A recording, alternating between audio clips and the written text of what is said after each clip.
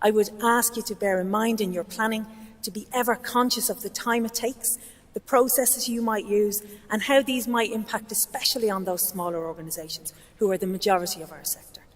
And I'd ask you to do what you can to stay abreast of that change, how it impacts on them, how it affects them, so you can respond individually and collectively in funding coalitions across your sector, which you have done in criminal justice. We're really happy to work with you at Clinks to help you to do that, be it meeting with your grants teams, presenting to your boards, providing updates, whatever it is. Another thing I wanted to say, that as a sector, we do hang on your every word.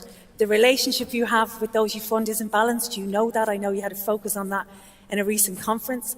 We need you to listen critically sometimes to what we tell you and to ask us the right questions.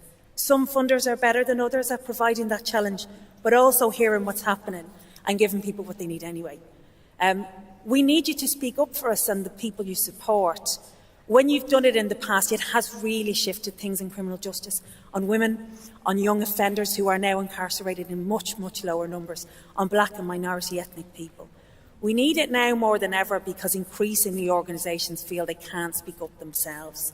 Gagging clauses, anti-advocacy clauses, tiptoeing around delicate relationships with those you contract with, lack of funding for voice and advocacy, and the sheer lack of headspace and time to do anything other than deliver mean that the sector, once renowned for its ability to speak truth to power, no longer has this as a defining feature across the board.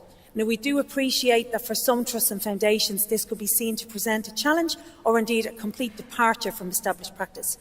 Speaking up and out is not necessarily overt campaigning, appearing on the Today programme or being high profile or public at all.